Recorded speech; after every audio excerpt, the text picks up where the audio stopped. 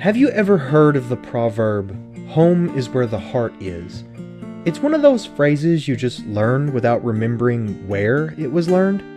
The origins of the phrase are hazy, but in English, it is widely understood to suggest that home can be more than a physical place we sleep at night. Our home doesn't have to be our apartment, a bustling metropolis, or even the country of our birth. Home can be where we're emotionally drawn, be it a place, people, or even a journey. This sentiment can be seen as embodied by the player character across several Pokémon titles, where many have only recently moved to the titular region.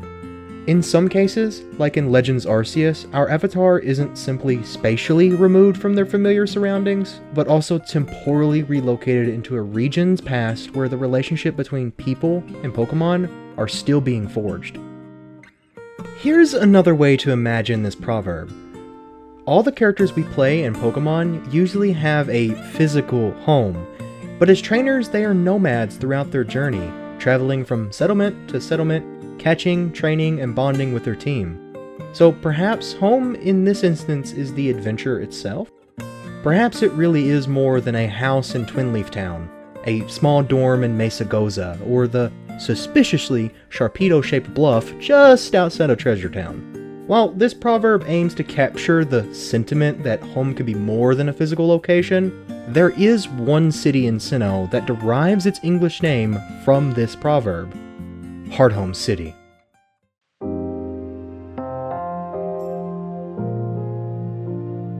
When it comes to Pokémon, the franchise has a tendency to favor being direct with in-game locations. The fantasy world we explore often takes inspiration from their direct geographic counterparts within our world. While not a foolproof method, it works often enough that I will likely mention it again in future videos. For Hearthome, it points us towards the Tokachi sub-prefecture of Hokkaido, specifically its capital city, Obihiro. The story of Obihiro begins with the sub-prefecture of Tokachi.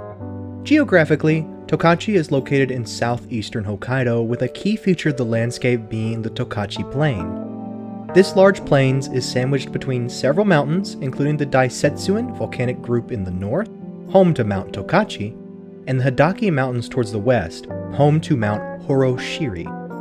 In the south is the Pacific Ocean, where the Tokachi River drains after flowing through much of the sub-prefecture. On the surface, Route 208 doesn't present much to discuss, except for an unnamed river cascading down the mountainside. This river, originating from the side of Mount Coronet, is the counterpart to the real Tokachi River. Starting from Mount Tokachidake on a journey to the Pacific Ocean is the key water feature running through these vast plains and the northern portion of Obihiro city limits. While not a one-to-one match, this same waterway can be seen again on Route 212, south of Hearthome, where it's gained more volume and slowed its flow as it approaches the unnamed ocean surrounding Sinnoh. This mirrors real life, as the Tokachi River gains water volume from tributaries like the Otofuke and Setsunai rivers as it heads in a southeasterly direction towards the ocean. This rich tapestry of vast plains with mountains in the distance was first settled by the natives of Hokkaido, the Ainu. The Ainu of the Tokachi area opted to settle along river valleys and the coast. Their contact with peoples outside of the Ainu at this time were limited, except for the occasional trade with the Japanese to the south. The story of the natives of Hokkaido is a long one and outside of this video's scope. For now, let's jump forward to the 19th century. This period of history was marked by imperialistic expansion and revolutions in thinking in many fields as the world continued to industrialize. While the world was experiencing revolutions in both the industrial side and revolutions of the violent sort, Japan itself remained relatively closed off and at internal peace. This was the Sakoku policy enacted under Tokugawa Iemitsu. This policy restricted travel and trade to and from Japan.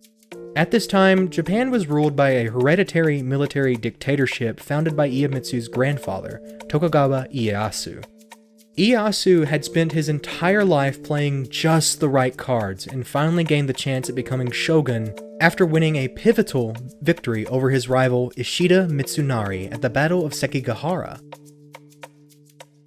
This military dictatorship, known as the shogunate or bakufu, administered the vast majority of modern-day Japan's political boundaries, either directly or indirectly through a feudal system. The exception was the majority of the island of Hokkaido, where only the southern tip where Matsumai and Hokkaido are located today had any long-standing Japanese settlement. Originally left as a borderlands attended by the Matsumai domain, the shogunate would eventually exert increased control over the island and expanding Matsumai. The issue? Like the American Louisiana Purchase, the island of Hokkaido, then known as Izo, was largely unexplored and the necessary structure for governing the region didn't exist.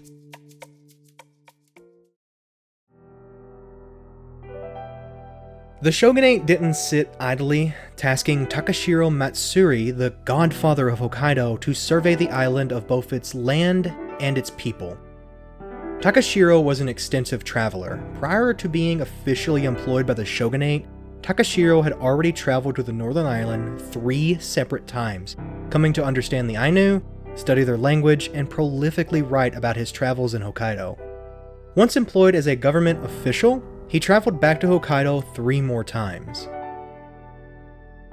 After a period of transition in the 19th century, the shogunate and Edo period came to its conclusion. It was succeeded by the Meiji government that actively sought to bring Japan from a feudal state to a modern industrialized nation. Takeshiro remained employed by the Meiji government as a development commissioner, with one of his first achievements being the official adoption of Hokkaido as the official name over Izo. Hence the honorific title of Godfather of Hokkaido. While Hokkaido was officially claimed, Japanese influence had remained largely in the Oshima Peninsula until full-scale colonization began under the Meiji Restoration in 1868. The government formed the Hokkaido Development Commission, the same one that employed Takeshiro, which aimed to enable Japanese citizens to colonize the region by providing both land and resources to those who chose to relocate. It's this era we see depicted in Legends Arceus. It's important to acknowledge that this was colonization, with all of its exploitative trappings included. The native Ainu had their entire culture suppressed, with many forcefully assimilated into Japanese culture. The lands being cultivated by settlers and provided by the government were taken from the Ainu. In Tokachi, the story of settlement by the Japanese was slightly different. It was led by a private entity from Izu known as the Bansisha. The leader of this expeditionary group was Benzo Yoda, who would dedicate 45 years of his life until his death in 1925 to the ambition of developing Tokachi. Benzo had previously surveyed much of southern Hokkaido in 1881, actively looking for the ideal area to settle. A year later, Benzo and a few friends traveled to Sapporo, Hokkaido's capital and headquarters of the Hokkaido Development Commission, with the aim to acquire both permission and financing for their ambition to settle the region.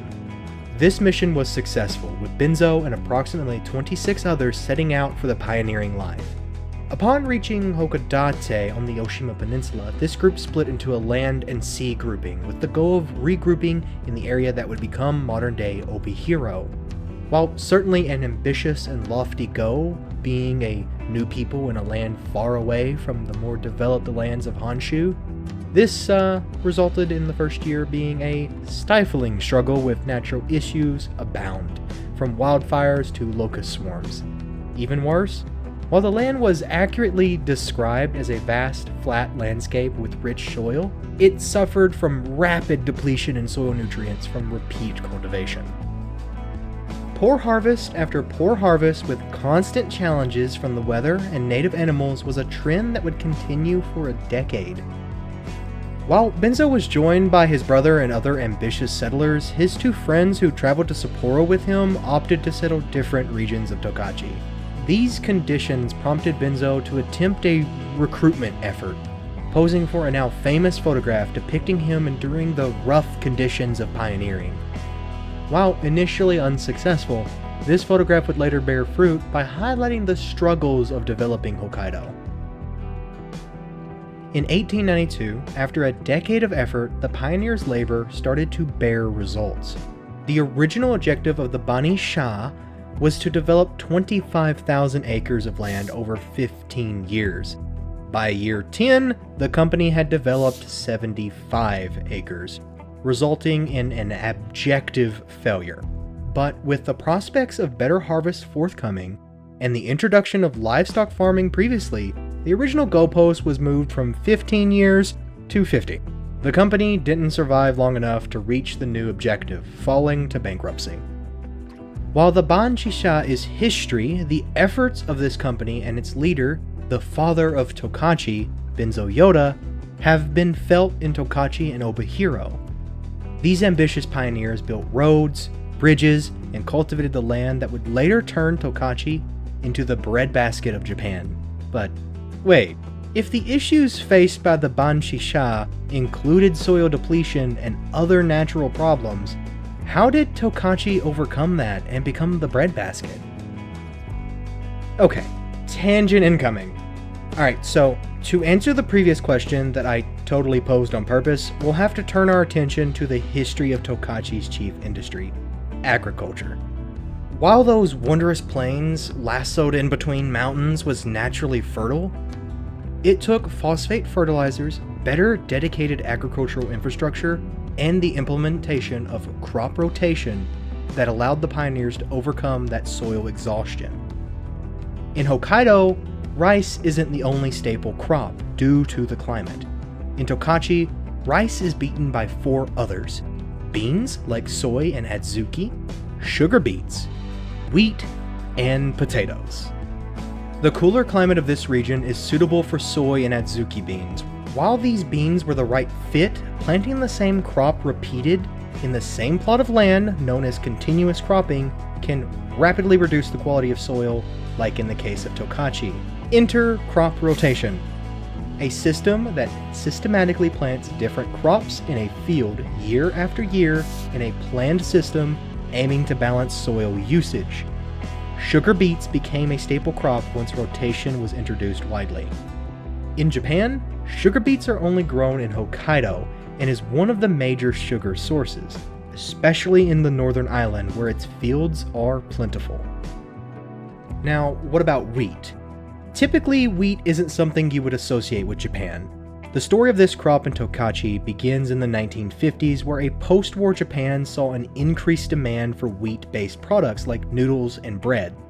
While wheat was introduced later than its peers, mechanization swiftly made it a staple in the farms of Tokachi.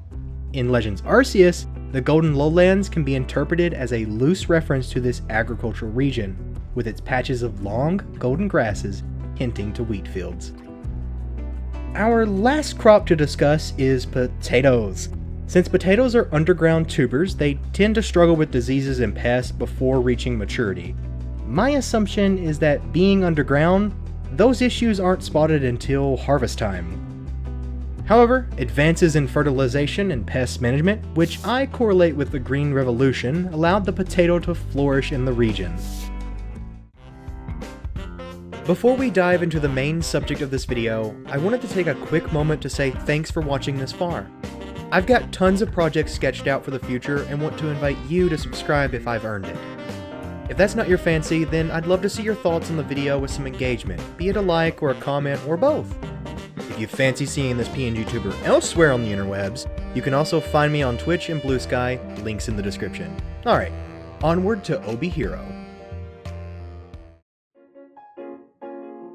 The first impression you may have upon arriving in Hearthome is that of a relaxed atmosphere with distinct musical flavors of a shopping mall of all things. At least in the daytime variant of the theme. From characters with strollers to water fountains, benches, and the vast space between various buildings all build upon Hearthome's homely vibe. Obihiro is a city whose population is smaller than you'd expect, with administrative borders reaching out well beyond the city center. If you're in a similar boat to me, having grown up in a more rural setting, a city invokes the image of metropolises like Paris, New York, or even Tokyo. In Obihiro's case, think of it as a city more aligned population-wise with that of Salzburg, Austria, or Arnhem, Netherlands, based on current statistics at least. However, an important piece of context is to acknowledge that Obihiro is a younger city compared to these European counterparts, being founded in 1882 or 1883 depending on the source.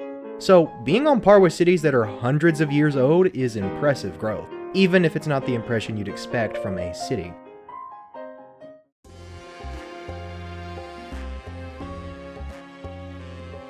The Banei set forth a goal of developing Tokachi during a period of Japanese history mentioned earlier as the Meiji Restoration, which involved rapid industrialization on a mass scale.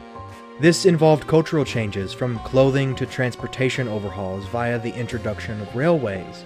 While by most standards this was practically a leap into the page of science fiction, this was still before an era of internally powered personal vehicles or even dedicated machinery like tractors. So, like other pioneers of this time, the Banei relied on animals, specifically imported draft horses. If a task needed doing, like plowing a field, uprooting a stubborn stump, and any number of heavy tasks, these horses were bred specifically for this purpose. When specialized machinery inevitably made it from factory to fields, these powerful draft horses didn't simply fade into the background in the lands of Tokachi. The settlers of the region had already created their own form of competition by pitting their horses against each other in a tug-of-war style game.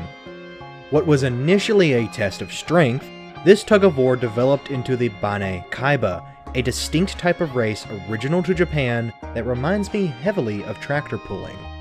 Imagine it like the 100-meter dash, except it's a horse trying to pull a 1-ton sled over earthen ramps. Like most races, crossing the finish line first represents a hard-earned victory, only when the sled fully crosses.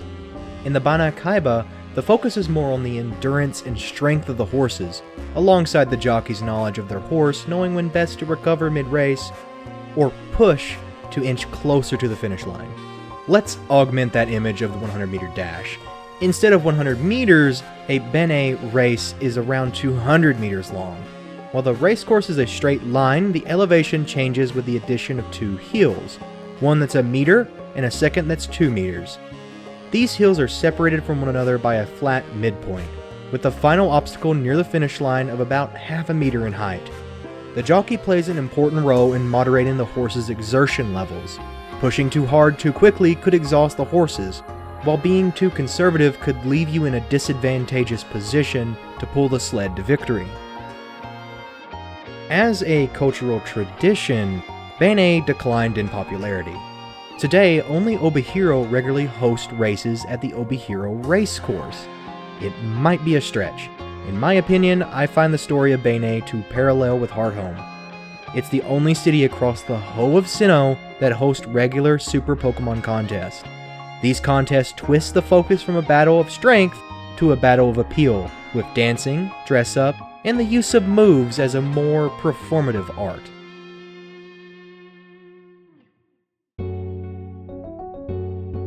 Contests go hand in hand with baking Poffins. Or is it mixing? Brewing? I'm not sure what Poffins are at the moment. These small, bun-like treats of varying flavors each boost a unique stat that correlate with the categories found in Super Contest. Unfortunately, I don't think there is a direct inspiration for the Poffin House within Obihiro. But the mention of food does mean I have an excuse to talk briefly about a culinary development original to the region. Obihiro became the default location for the surrounding region's agricultural produce and dairy products, abounding the city with plentiful fresh ingredients. One ingredient that wasn't readily available in comparison to elsewhere was Japanese freshwater eel known as unagi. This troubled one restaurant owner who sought to make a hearty, fulfilling dish using unagi. As a substitute, the chef opted for pork, which was already a commonly used meat option introduced by the pioneers decades prior. The result was the pork rice bowl, better known as butadon. The restaurant credited for this development is known today as Butadon Pancho. This local specialty was readily spread outside of the region and has become a present fixture of Japanese cuisine. There's another dish I want to briefly mention that was inspired by the pioneers, It is offered by the company Rakute, and it's known as the Murasai Butter Sandwich. This tasty option is named after the Murasai Beef and Butter Churning Company, founded by Benzo Yoda.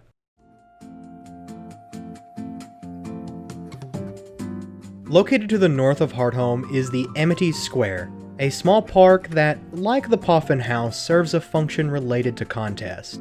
While the Poffin House lets us participate in a fun stirring the pot minigame, in burning a lot of Poffins, Amity Square is all about walking Pokemon around a small park, and the execution was subpar.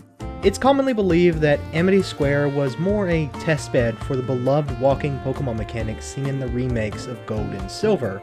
In Diamond, Pearl, and Platinum, only a very small handful of cute Pokemon were allowed in the park, which severely restricted the appeal of the mechanic.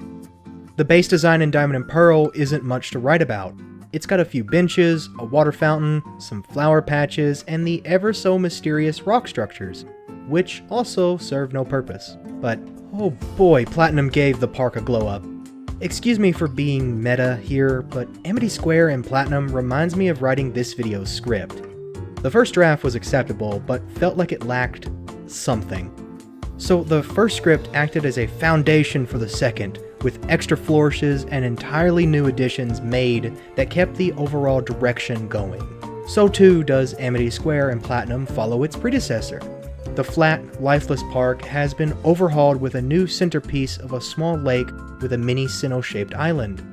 The flowers have been tucked away strategically into purposely placed patches guarded by fences, hinting at their more delicate nature to be more carefully managed.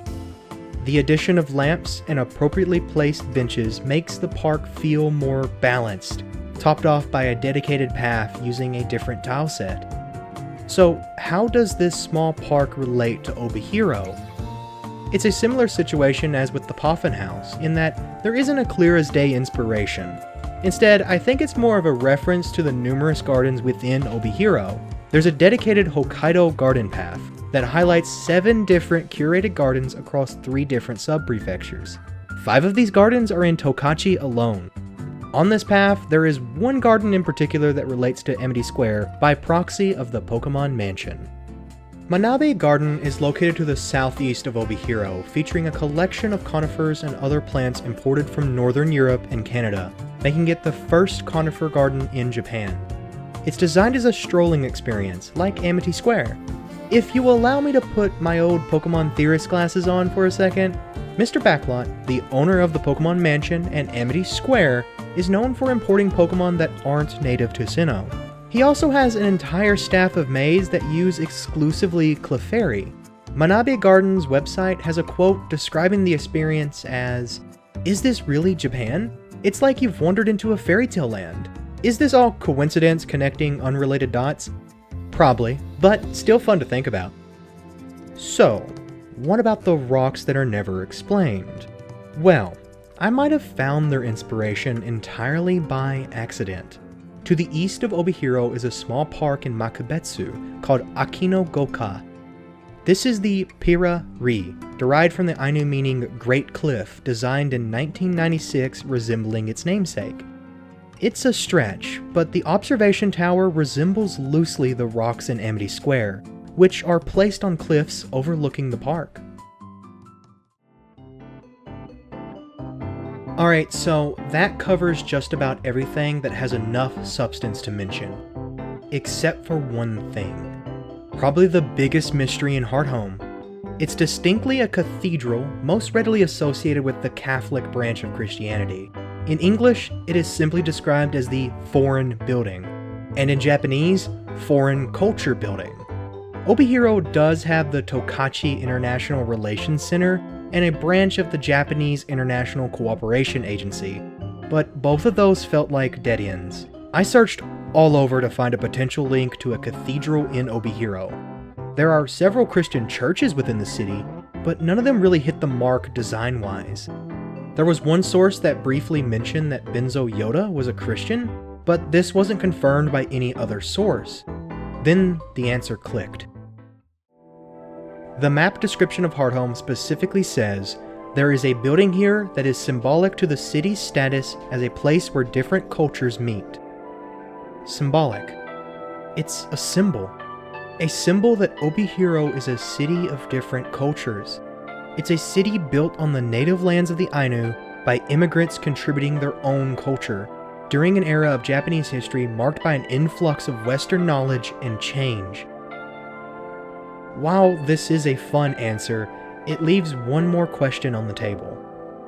What's with all the French references within Hearthome? Well, remember those draft horses that race in today's Banei? Their ancestors were newcomers to the land themselves, being 3 separate breeds: the Belgian Drought, the French Persian, and the French Breton.